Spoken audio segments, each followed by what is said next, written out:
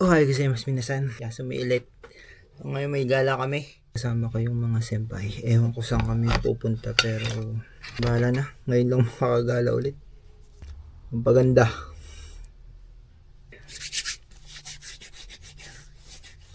Mamili sila ng mga pampadala sa Pinas. Sasabit lang ako. Okay. So let's go. As na may babike lang kami. Mababa ka lang. Nagawin 30 na dyan. Yung height lang pala ang bata. Ha?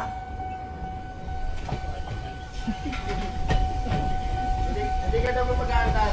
Ako pangul eh. Kasya.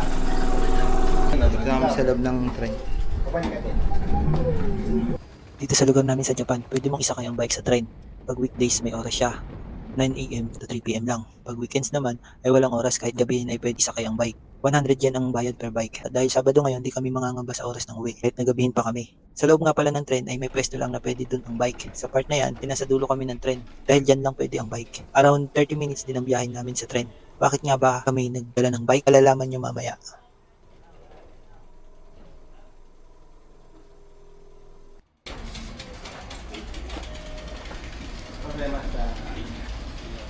Arigatou gozaimashita. Otsukare-sama desu.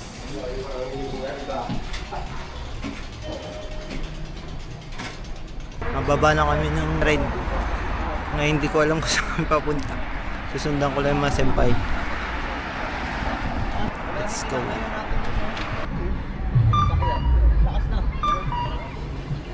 Go!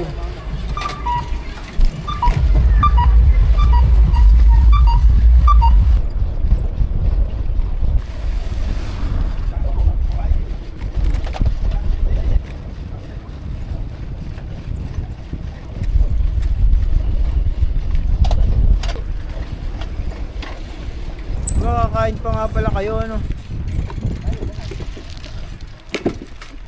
Busog pa ako eh. Dapat pala di muna ako kumain. Unlimited yan eh.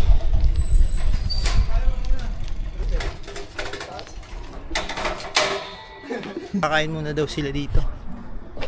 Ano, Pilipina yung may-ari. Okay. Tapos may dinakdakan mamaya, mahumay ka. May pansit din oh. Kakain muna daw sila at di pa kumain. Kakain na din pala ako kahit ayaw. Eh mga pagkain. Kakain na. Unlimited. Ito lang na nakain ko dito.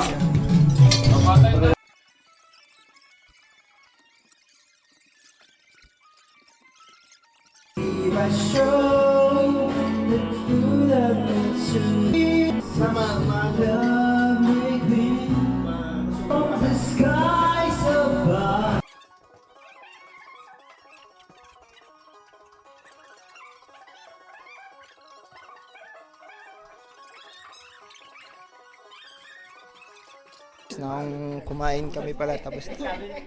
Saan na tayo? Treasure bomb na maliit? Maliit? Malaki? Hindi. Kahit saan. Oy, donkey muna. Hindi na kami. Ay hindi. Ano ba kami? Gagala pa kami. Kung makikita nyo mula kanina ay nagpabike na kami.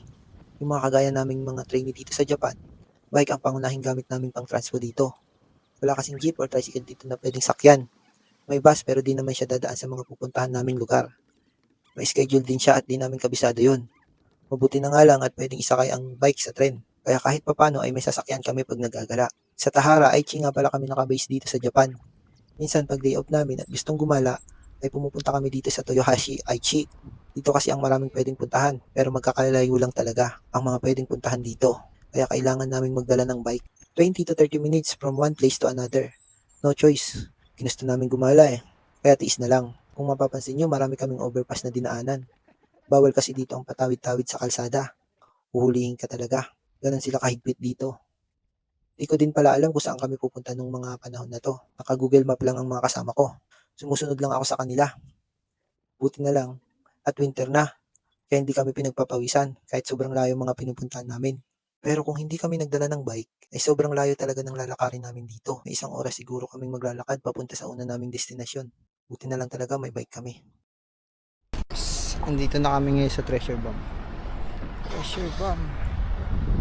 Para siyang second street, second shop store, second shop hub ba? Basta ganoon.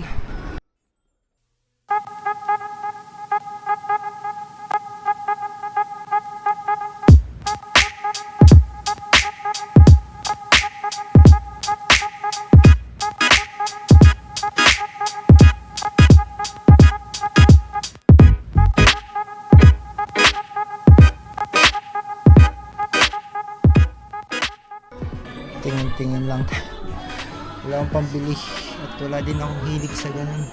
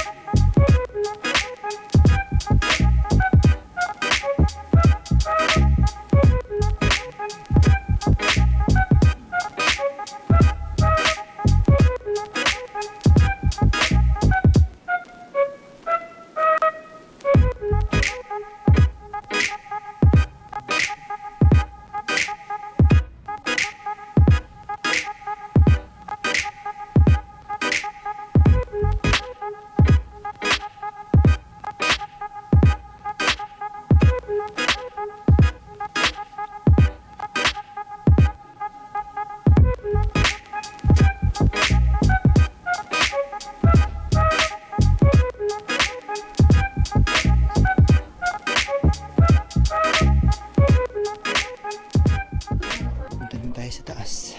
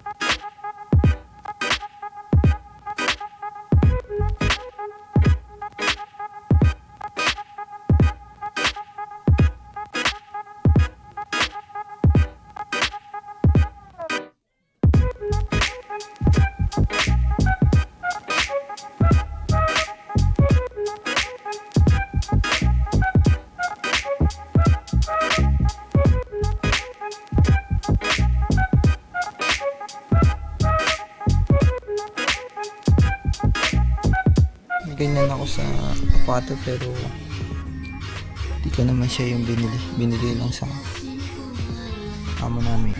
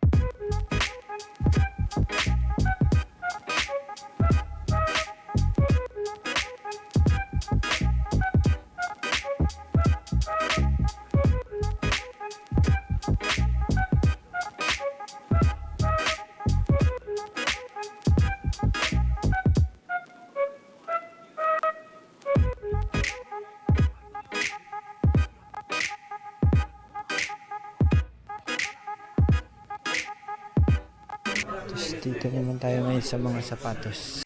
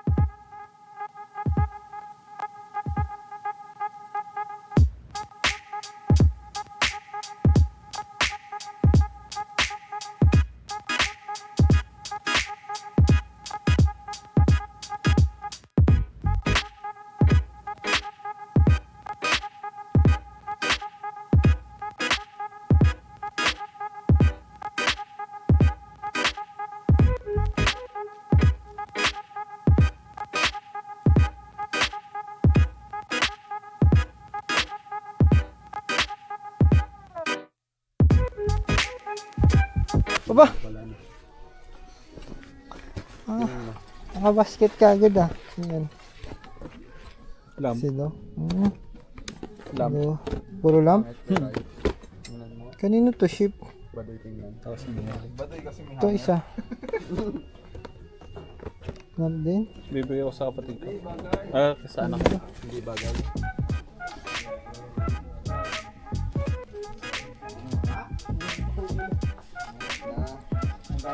Nagbablog ka, Jigs? Video lang. Wala naman akong bibili, nakakahiya na. Magbulag na yun. Kahit ano yung history mo ng college?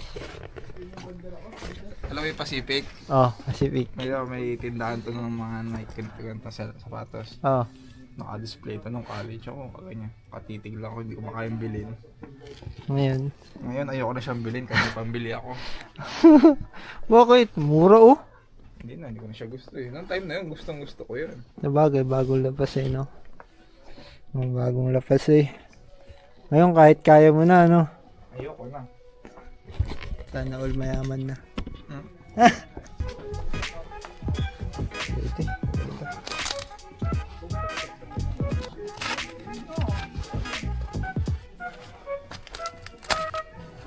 Okay, paalala mo to ha, bibili ko.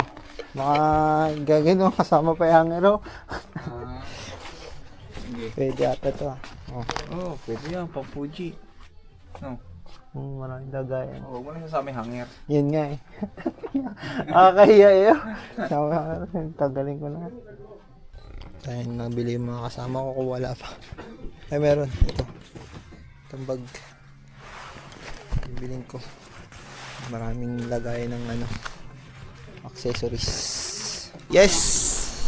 Alis na kami. Mga kasama ko nabili.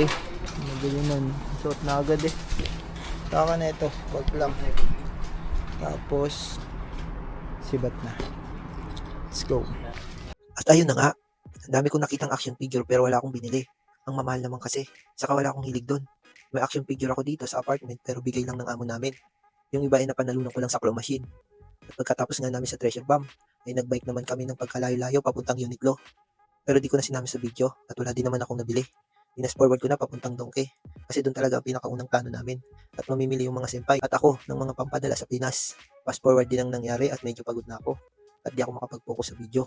Madami kasing pwedeng mabili at di ko alam ang unahin kaya nag-focus ako sa pagbili kaysa sa pag-video. Dito na kami ngayon sa Don Quixote. Dito sa Toyohashi. Na tayo doon. Mga kasama ko pumasok na.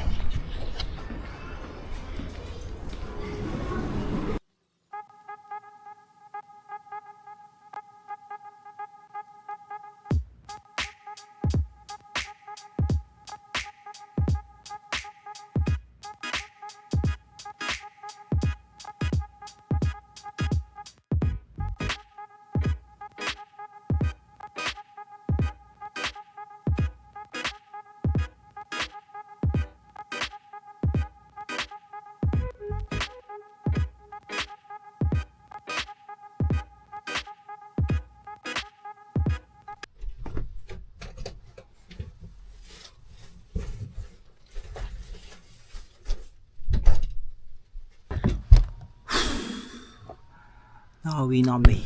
Anong oras na? Kauwi namin 6:22.